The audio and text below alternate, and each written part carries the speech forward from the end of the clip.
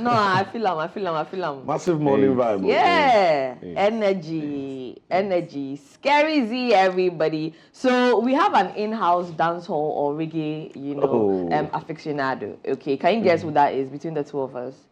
Well, I know Cyril, so Yes, you got it right. I'm the right dreadlocks. Yeah, he definitely is the one. I'm going to just take a seat back and then have him run it because see, what I see is you know when I was listening to him, my mind just went back to early Stoneboy days. Like straight early Stoneboy days, right? But let's hold off with the inspiration conversation and just jump right into who Skery Zee is. Introduce you to us and the rest of the world. Okay. Well, Skery Zee. My real name is Inusa Naziru. Okay. Yes, and I'm from the Volta region. Oh. Yes, real. Okay. Yeah. Niwayoma to be precise. So actually, it's the music that actually brought us to Accra to come and then be in the capital so that we can give the vibes to the people. Actually, yeah. How long have you been in Accra? Well, what was that move? Well, since it's been a long time. It's been a long time. Well, it sort of is quite, disheartening when you say that you had to move to Accra to make the music work because we always say that, Accra is not the whole of Ghana, right? So that also means that wherever you find yourself, anywhere in the country, you should be able to do whatever you're doing and blow from there, right? But what has the difference been since you moved to Accra? Well, I would say it's difficulty upon difficulty, real, because what I do is I have this annual event that I do back at home. Okay. Yeah, in the Oti region and then in the Volta region. I do one in Howe and then I do one in Niwayoma. So when I'm taking all the pressure in Accra, not getting the space to perform, disappointments upon disappointments, I know at the end of the year, I'll go back home and I'm welcomed as a king. Like, yeah, this is our boy. Like, oh man. When did you fall in love with dancehall? Wow, I'll say that was in high school. That was when Popcorn just got off from Vibes Cartel. So I'll say Popcorn has been the inspiration.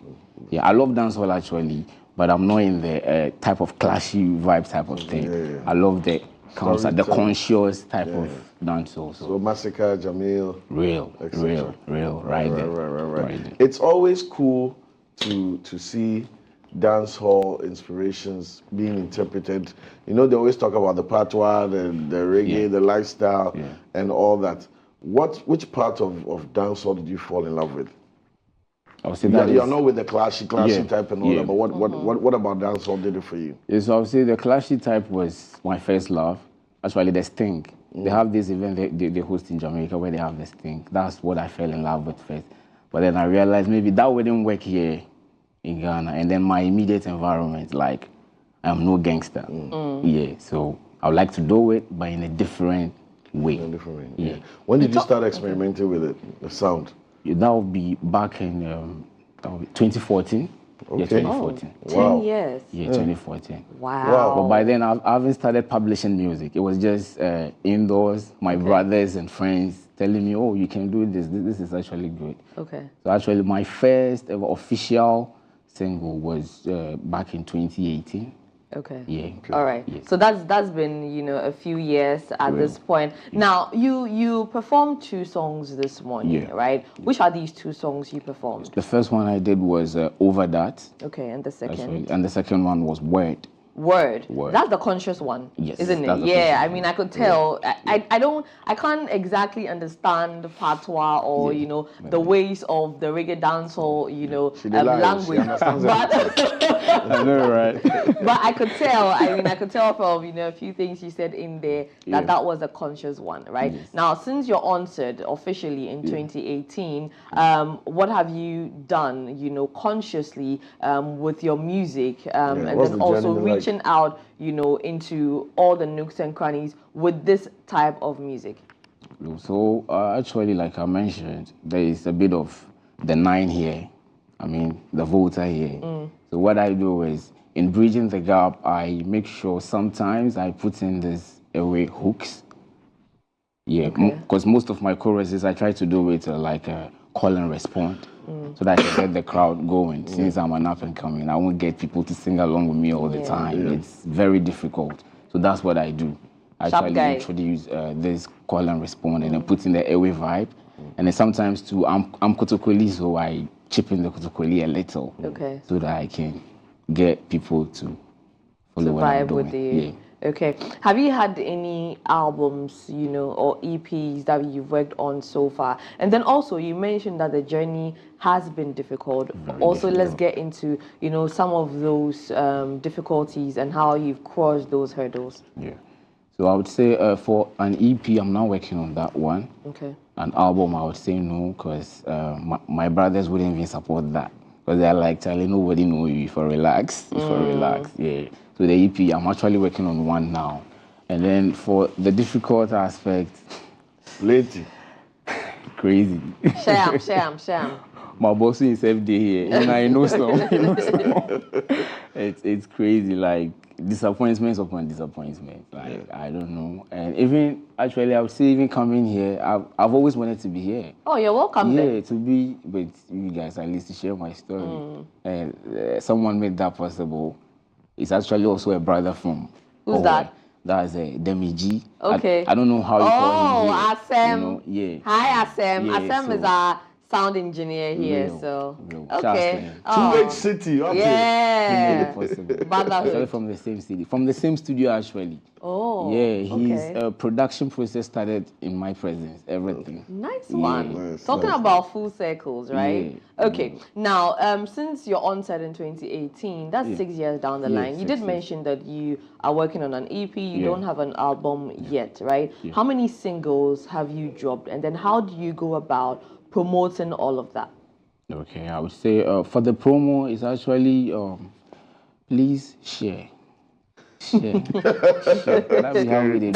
realest one. Realest we can get. That be how we do. Charlie, you listen now. Oh, listen and share. Share. Somebody said no even play the song. Share the link. Bad. You're not even listening yet. For real. That's what we get. And then these are the same people who come back to your DM and say, oh, something for the boys. Meanwhile, stream my music enough, make I give you something for the boys. So it's pressure upon pressure. But then along the line, there are some highs at certain points. I would say I won Volta, what do you call it?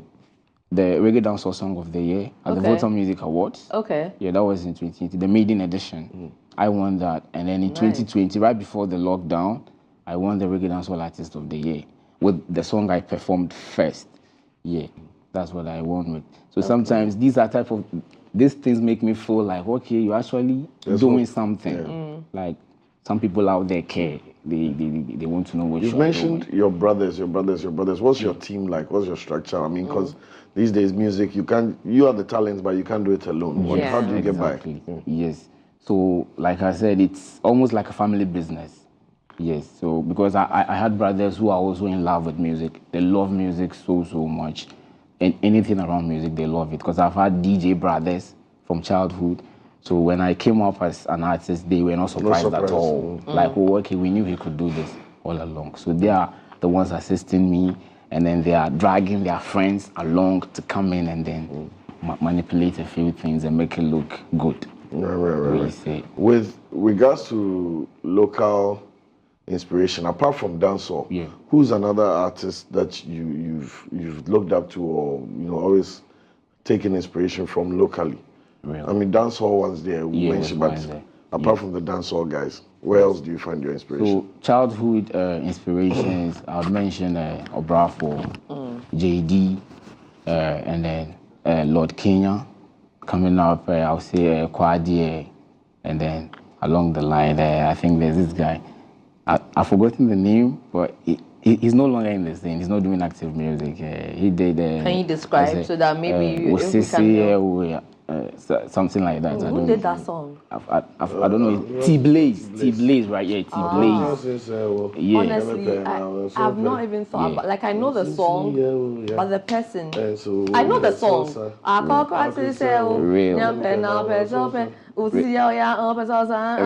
song. That's the song, right? But I actually don't remember who sang it. I love that. And then coming to high school, I was there, and then Skeleons happened. Yeah, that was when everything was like, oh, okay, so we have people who can actually make cool rap.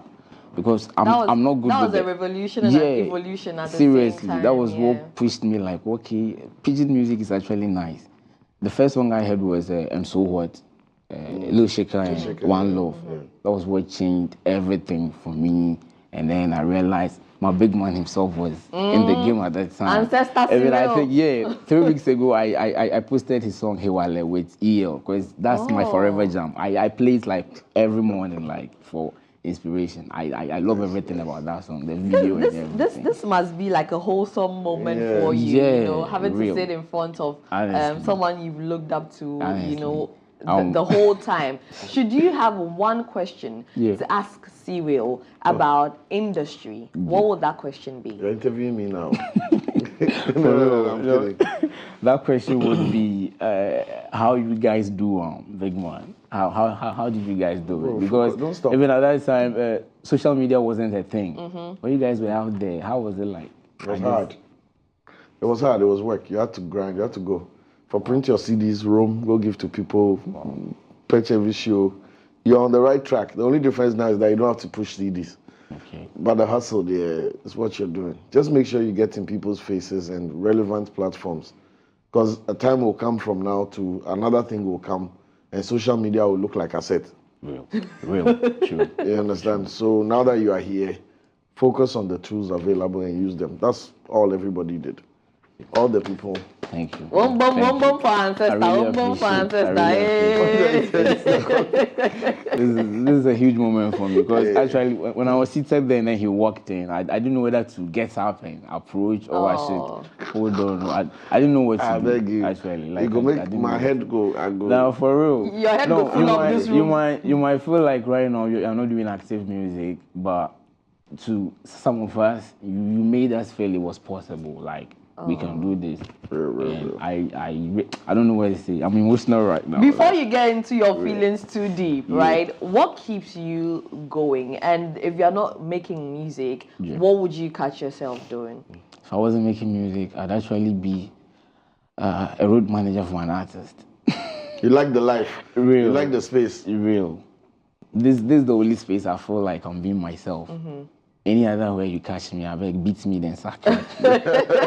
For real. If I sack you to studio fast. Yes. I may be good at that place, like, but then this is your heart's where production style. Who do you work with? Do you have a dedicated producer? Do you work with the group? Yes, I do. Actually, I started with Snowflakes. He's now in Akachi, Snowflakes. He was the same guy who taught Asem how to produce beats. Snowflakes. So I started with him. And then when I came to Accra, it was Brainy Beats. Okay. The Brainy Beats. Yeah. I hopped on one of his rhythms and he liked what I did. So we had a deal where I can come through and then record and pay and all that stuff. And then for my other singles, I would say it's with 630 Beats. Yeah, 630. He's at Kanda, Nima. Yeah. He produced almost most of my stuffs currently. And then He produced the ones we listened to, the performances? Or? Yes, he did all. And then I have a Zodiac. Yeah, he did a song with, I made a song with One Nigerian Act, and then Zodiac was the one who handled that production. So I have almost like 5 or 6. And then Kwame Beats, shout out to Kwame Beats. His song was the first song I used to win the, what do you call it? The Reggae Dance Song of the Year. The Volta Awards. So I have like 6 to 7 producers. That's a healthy That's a solid team. Yeah. With regards to visuals, you know these days, like you're saying, social media visuals everywhere. Is there any video we can tap into or any plans to get a video for us to tap into? I actually have a YouTube channel. Okay. So that's where all my videos are. Okay. But for this year, I only uploaded a visualizer for the song I performed the last song I did. The Word, right? I have a visualizer there. So I have a plan of putting that official video together. So until that happens, I think you can. My old stuffs are still on there. YouTube. And on your socials, what is? Oh, no, go. No. Out of all of your songs, right? Which one will be a crowd starter for you? For a crowd starter, it was the one I performed first. But it's like we promoted it in such a way. It was on one TV channel, and then I think another radio station also helped. Shouts to Brownberry. Okay. Yeah, Brownberry used to be at Y, right? Okay. Yeah, he did that for me. So it's like when I get to a place, people knew the song, but they didn't know the face to the song. That was what happened. So when I get to an event right now, for those who missed the title of the song, can you it say is Over that again? That. Over That. Over That. Yeah. That was not the second song you did. That was the first. The first one. So once I get there, once I say "Mama never grew me an idiot," at least I'll get 6 or 10 people to say idiot. Then it picks up. Over That. It goes like that. When did you write that song? And what was the inspiration for it? I mean, we understand, Len, you understand it all. What he said? No. Oh, why you she understands it very well. I don't understand. Say it again for her. Okay. So, Mama never grew me an idiot. Mama never grew me an idiot. Mama didn't raise no fool. Yes, exactly. That's what I'm I get it. Don't mind me. So that was just it. So it was my early days of starting it fully. So I took all of these disappointments and then put them in that song. So it was just telling anybody who would like to come around to help or to just support to know that Mama didn't raise no bonehead, no dimwit. Yeah, so I'm actually singing for myself, but I know a lot of people related to it because they were also in the same space situations. And I was actually spitting my life out there and again helping them to re-echo that Mama raised no fool. That was just it. Give us your background, school, vibes, home, blah, blah, blah. Yeah. Who are you apart from? Yes, apart from music. Who did Mama raise? Who did Mama raise, exactly? A very cool kid. I mean, Mama is surprised I'm doing music. Because I'm that type who won't get mixed up in a crowd. No, but I've actually been serious with my books. Yeah. I love books. I read a lot. So from at a very infant age, that would be a new Ayoma, growing up in a town where I would say everyone knows everybody. Yeah, everyone knows everyone. Like, we know each other. If you touch somebody in Kidi, the whole community will come out like, yo, be cool. And I come from a family of about 17. Yeah, 17. Yeah, 17. Yeah. That's a large one. Yeah, that's a large one. And then we have extensions like extended family members. So it's actually a big family. Big family. Yeah. So even them cry like them understand the business relief and support me. Like maybe I wouldn't need too many people. Yeah, but then it's something they are still adjusting to. So my dad, Inisa Ibrahim, and then my mom, Hajia Adama, and then my stepmom, Hajia Karisim, and then my other stepmom, who is Ma Abibata. Oh, your dad is an inspiration to me. Yeah, he's a huge, he's a hero. How he did it is still a surprise because I know people tried and failed. But it worked. My mothers are still living like sisters. They eat together, they do everything together. Yeah, so that's like, I've seen love from childhood, like love all around. So coming to the streets and seeing other stuff, it was like so new to me because we were like close-knit? My stepmom's children. When you see them with me, you wouldn't even know we are like you think we are from the same and they are even part of my team, like they're supporting this whole thing I'm doing. So growing up from there, and then I schooled at Nkunya Senior High, Charles Nkunya Senior High. I schooled there. That was where the music started. Okay. So because I started out as a rapper in school, then we were rapping on tables. Yeah. Talk about Lil Wayne. Lil Wayne is another inspiration when it comes to the hip hop side. So we'll be hitting tabletops and then flowing on beats, just having fun. We didn't know it was something big. Until the era came where schools were writing songs, all schools had songs. So we were also like, okay, why don't we do one? And then we did it. It was so nice. We did more. And then we had our brothers from Bishop Herman who came to do a collaboration with us. Okay. So it was that nice. But then I didn't know that right after school, I would even take music seriously because I had my ideas. I would go make money and pick an artist and manage. That was the idea. Yeah. Is that dream still valid for you? Being that now you're also in it and active as a musician, are you looking at this as a long-term goal, or do you see it happening anytime soon? It will happen. Not now, but it's a long-term something like you said. It will happen because I love that. I'm the guy who likes to be behind the scene and then get things rolling. Has that been challenging? Wanting to be behind the scenes so much, and then also having to put yourself there. Do you ever try and manage yourself? Well, I don't know. Once I see the microphone, so there's a different being. Yeah, that happens. There's a switch. We'll just be here like we are talking calmly like this, but when you ask me to perform, be like, it's the same guy. The same person, yeah. So there's that switch there. I think that's where the Skery is coming from. Because a senior man identified that thing with me in high school.